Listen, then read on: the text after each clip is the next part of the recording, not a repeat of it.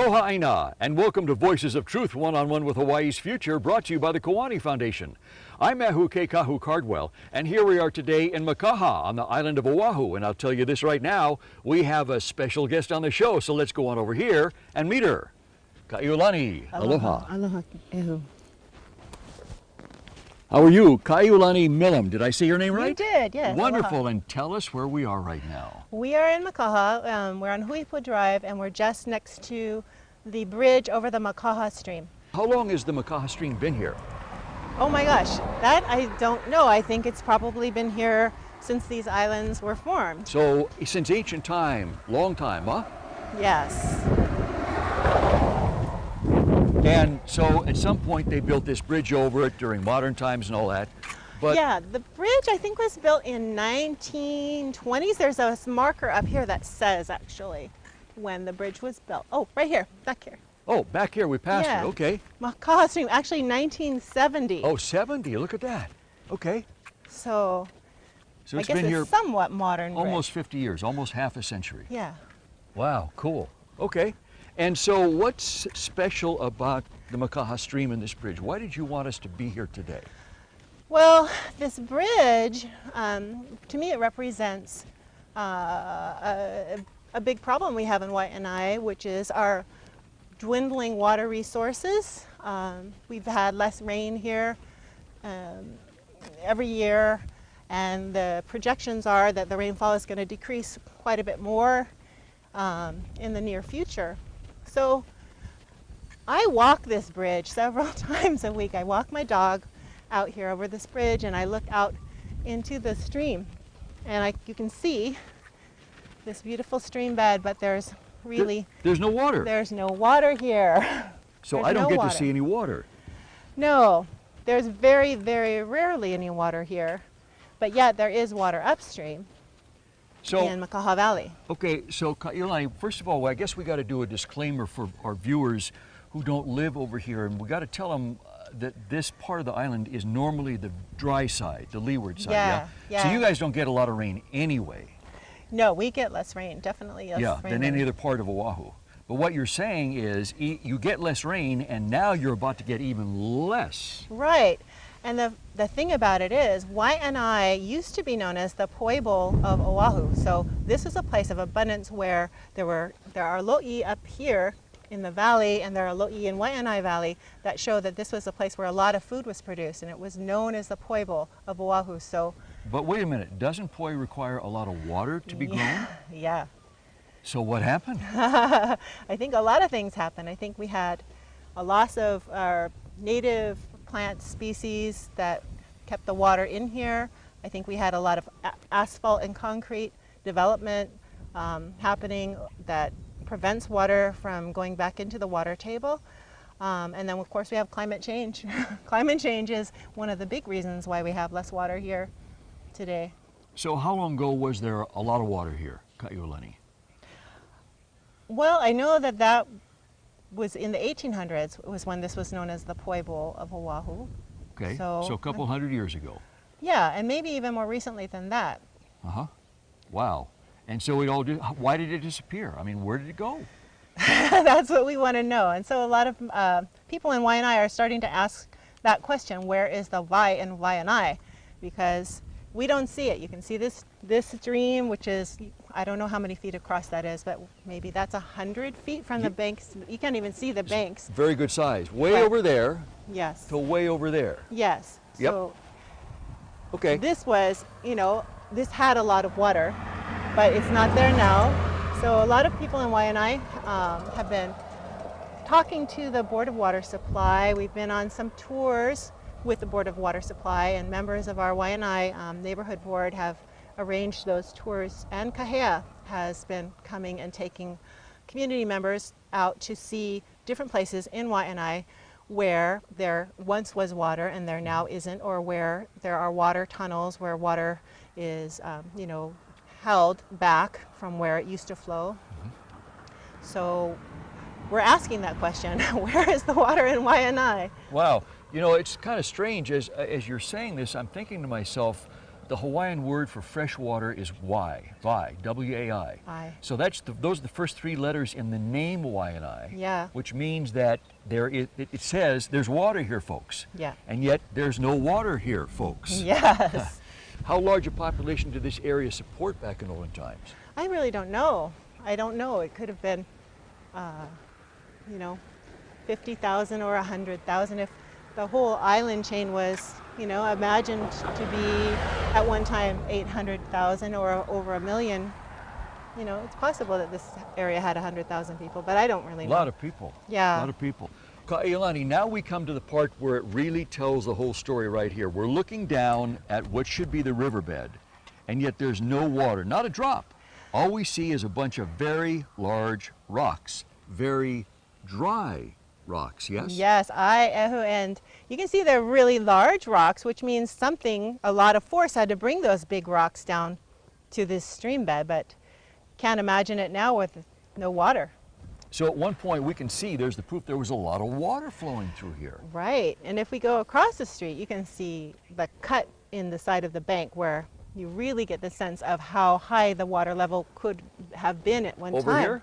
Yeah. So on this other side of the bridge, you can see the cut in the bank of the stream to get an idea of how high the water must have run through here. Oh, look at that. There's the bank. Wow. So it's very clear to me that this at one time was a large stream, not, I would call this a river, actually. If it was that high, if it was running today, it would come right over this bridge. Yeah, it could, yes. Wow. And we're, 20 feet off the ground, 30 feet off the ground here. Yes. Look at that, right there. You can see the marks. When there was water here, there was a large community, a vibrant community that was supported by water, which is life, of course, and everything that can grow because of the presence of water. Yeah, and up in this valley, there are lots of lo'i back there that can be restored back to production. Doesn't the fact that there's lots of lo'i up there rather than just a few lo'i prove that a lot of people lived here during ancient times? Yeah, I think so. I think that's definitely evidence of food production and a population that was supported by that food production. Wow. Are there people here who live in this area who want to do something about this? Yeah, the Waianae Neighborhood Board has been looking into this and having meetings with Board of Water Supply and going out to see the different sites in Waianae that have water, where the water is. Maybe get some of these streams that are now dry to have water again sometime in the future. There's one of the other big issues that Kahea has been, educating the people of the Waianae area here about is that the water has been channelized by the Army Corps of Engineers. So there's these big concrete channels that carry all this water down to the ocean here on our coastline, and that concrete prevents all the water from going back into the aquifers and the water table. No water can trickle down into the aquifers, and that water just gets rushed out to the ocean, and in doing that, it also interferes with the natural flow of the sand and the beaches ecosystems. So not only do we not have our natural estuaries getting replenished by these streams, but we also have these interruptions to the natural flow of the sand up and down our beaches. Did the U.S. Army Corps of Engineers say why they decided to channel the water that way? I believe it was to prevent flooding of homes that are along the low-lying areas of the coast here. Mm-hmm. I believe that's part of it, but I think it's possible that it also had to do with development needs, So diverting the water for development needs is what you're saying? Yeah, possibly. Yeah. So based on what you're telling me, this area has been parched. Yeah. And is thirsty for water. We in Waianae import 60% of our water. Here? Yeah, it comes from over by Pearl Harbor, which is goodness. Way far away. Yeah. So that's crazy. Yeah. And meanwhile, but there's still, the population isn't development hasn't been, you know, put on a hold. I mean, if you have to import water, you would think that some holds would be put on development, but that's not what's happening here or other places here on Oahu. Or use the water you have here. Stop channeling it. Right? Yeah. Yeah, common sense stuff like that. Yeah. So. Wow. But we can see, you know, so much evidence that our ancestors knew how to engineer and work with this land to have the water work with them, and they work with the water. And it's not that way right now, and I think that, you know, we can get back to that. I mean, break up that concrete maybe and get a little bit, you know, of our water restored so we don't have to import 60% of our water. Yeah. Yeah, okay, iulani, so you said that you mentioned that the water flows in this direction, yes? When it's here, it goes this way. Yeah. And so there's another place you want to take us to now that's way down there to where the water would end up if there was water, yes? Yes, yeah. And tell us about that. Where are you going to take us? We're going to go down this Keeley Drive down here. Yeah, but what is it that we're going to see down there?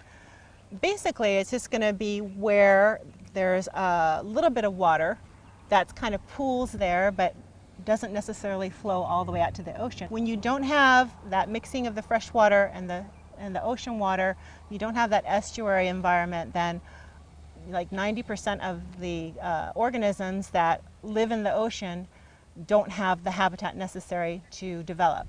Mm-hmm. So that's really a big loss to not just our drinking water supplies here, that diversion upstream, but to our fisheries. The whole ecosystem, sounds like. Wow. Well, so can we go down and see that right now? Yeah, let's go. All right, let's go. Okay, so now we're downstream, just pretty much at the bottom of Keeley Drive on Farrington Highway, and this is where you can see the water has come, but it's just stagnant here and it does not go down to the ocean. So that's what, you know, the problem of our streams being diverted and our water being channelized is the water doesn't have a chance to reach the ocean, and that's where that critical mixing of ocean water and fresh water happens, so that we get the habitat necessary for all this marine life to flourish and be abundant like it once was. So I can see that the water just stops right here, doesn't go any further. Yeah, so deep green colored water. Wow. It's full of algae and. Yep. Right there where we see the sand is where it should be flowing.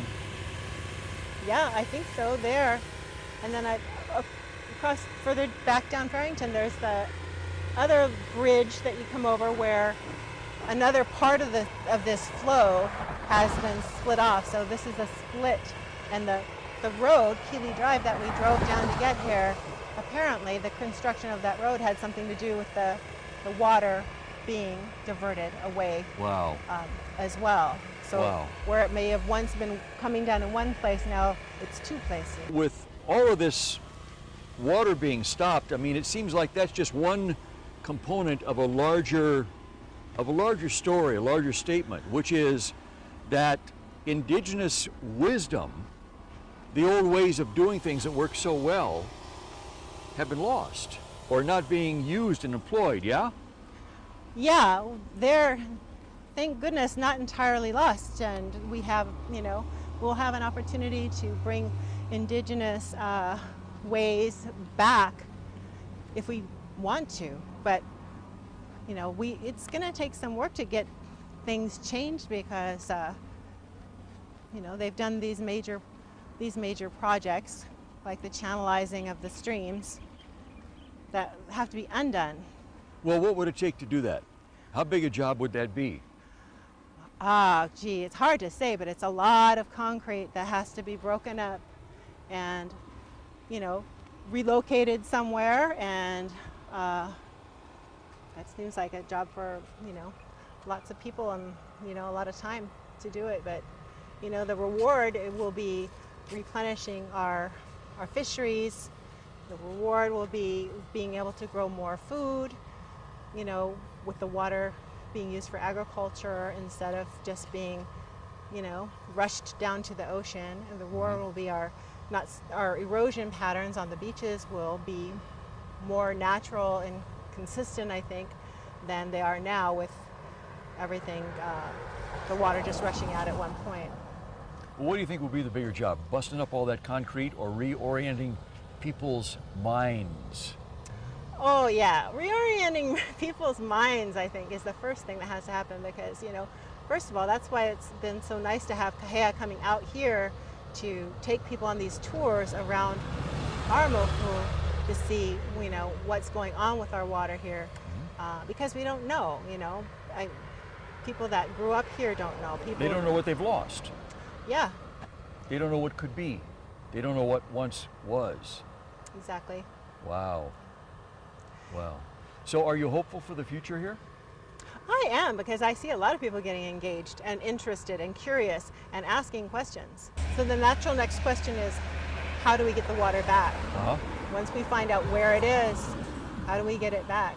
How do we make it useful to us again, so that people can grow food here and we don't have to be, you know, just part of that larger story of food insecurity in Hawaii.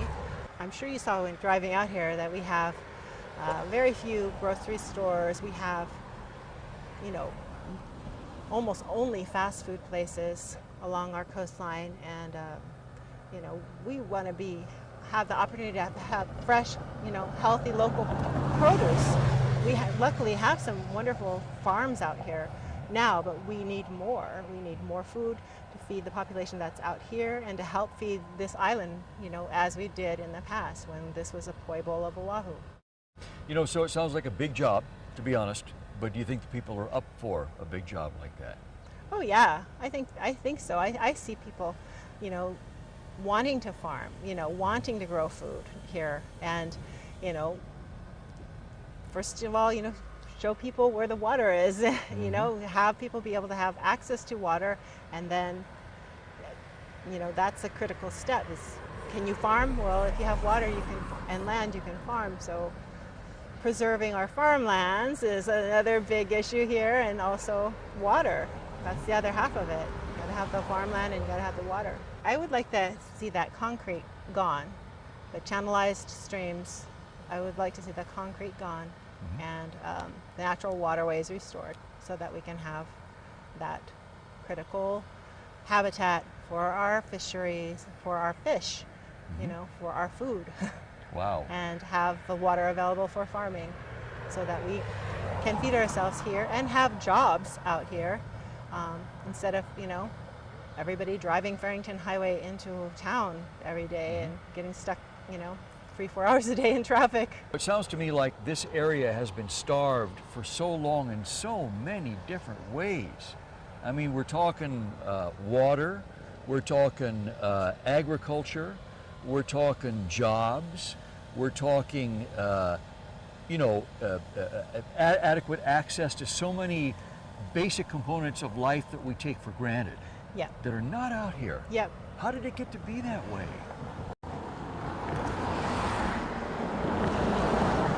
I think part of the problem here has been a population that is just surviving, that because of that, having to drive 3 hours a day and be at work, you know, say 8 hours a day, then you come home, you gotta feed your family, you gotta, you know, make sure your kids are doing homework, and then, you know, there's not really time to be, you know, active in the community. Not how many people can go to the neighborhood board meetings, how many people can go to other community meetings to find out what's going on. Like recently we had a meeting here about a cable that's being proposed for here, right here at this beach.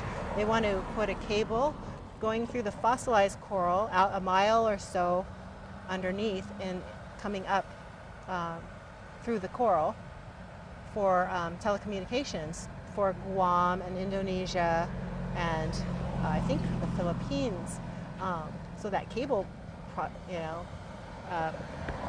project is, you know, ready to go for approval, and almost no one knows about it. We had a meeting and like 5 people or 10 people showed up, you know, so it's, you know, I think it's a really challenge for us to be aware of what's happening in our community,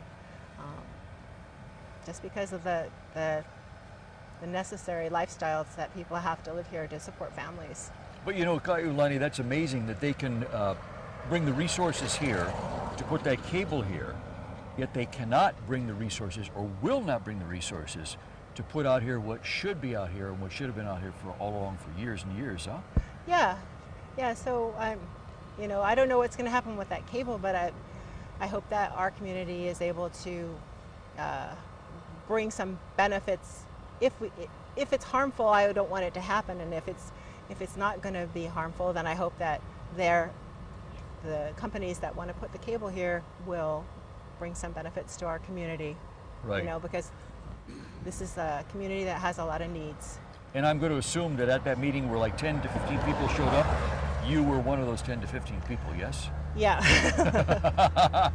But it was very hard to you know, to find out where it was. I only knew about it because a friend posted on Facebook. There was very few people at the meeting, and the notification for the meeting, I only saw a notice on Facebook. A friend posted on it on Facebook, but I don't know how otherwise people are going to know. We're very media poor out here. We have one publication that comes out like once a month. So I think most of us get informed about what's happening in the community on social media instead of traditional media. And, you know, every once in a while the TV stations will come out here to cover something, but a lot of these issues like this cable, you know, I don't know if it got any coverage in our, you know, Star Advertiser or the local paper. What do you think it's going to take to get the local community out here active and involved? I really think we need more media. So thanks for having some media coming out here and bringing some stories from our community to a larger audience, because we do have a lot of. So, iulani, why do you think the media has ignored this area of Oahu for so long? That dwindling of media, which is a phenomenon worldwide, and small towns, small communities just end up with no local papers, no daily paper. You know, we should have a daily paper. Yeah. You know, I really hate to say this, but it sounds like there's a dwindling of interest out here by the people that aren't out here, that don't live out here. Would you say that's accurate or not? I think our community is ignored and seen as somewhat disposable in some ways. I mean, they cite, you know, the dump out here, they cite the sewage treatment plant out here, they want to cite this cable out here. But, you know, our daily needs, for example, transportation, transit, you know, our roads and our traffic is, you know, gotten to a point where, you know, it's just miserable for everybody who has to commute on this road. And there's no reason that government can't address our needs. It's just their priorities. And I think their priorities are in Honolulu, largely in Honolulu, largely with the tourism industry. You know, they just rebuilt the international marketplace, which, you know, a lot of people are lamenting it and, you know, talking about climate change and global warming. What are they doing? You know, building up Waikiki with all these, you know, millions and millions of dollars worth of construction when, you know, 2035 we might have 5 to 9 foot sea level rise. And there won't be any Waikiki. Right, there won't be any Waikiki, and this highway might be underwater, very likely. Yes. 2% warming will mean this highway will very likely be underwater, and they won't even deal with the existing traffic problem. But what are they going to do about there being no highway or an impassable highway? And what does that mean for us if there's a disaster? Yeah. We can't get in and out. So we have all kinds of issues out here. So, iulani, are you hopeful for the future? I am hopeful because I see more people in our community becoming involved, and you know, social media has helped that a great deal. We have a lot of really solid people in this community who are making sure word gets out when there's a development proposed, when there's a meeting that has to do with what's happening in this area, or even things that are happening in Honolulu, you know, that people in this area might be interested in. So that's really been I think, really powerful in the last couple of years, and I think it's helping to get people engaged. Like, it hasn't, I don't think, been in a long time. I don't think people have been engaged in a long time, and I think it is improving. I see our community becoming more and more engaged in issues that concern us, and that's really awesome, and I think it's largely due to social media's popularity, and yeah, I think people are getting engaged, and I see people getting engaged. Wonderful. That's a wonderful message, and that's where we got to leave it. Iulani, Milham, thank you so much for being on Voices of Truth. To our viewers, mahalo to you for joining Iulani and me out here in Waianae for this wonderful story. Remember, you can watch Voices of Truth 24/7 online at voicesoftruth.tv.com, and you can visit Voices of Truth One-on-One with Hawaii's Future on Facebook. I'm Kahu Cardwell, and with Iulani Milham for the Kawani Foundation. Until next time, ahui ho! Ahui ho!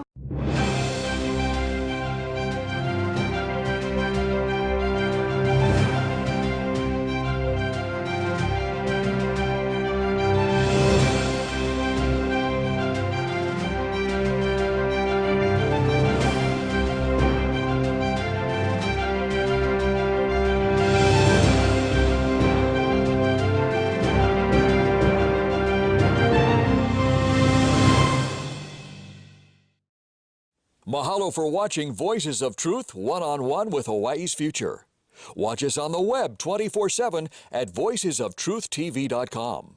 You'll find all our shows, including this one, in case you want to see it again or share it with family and friends. Also view our weekly video commentaries at freehawaiitv.com. And check out our blog, published daily, at freehawaii.info. It's all part of the Free Hawaii Broadcasting Network.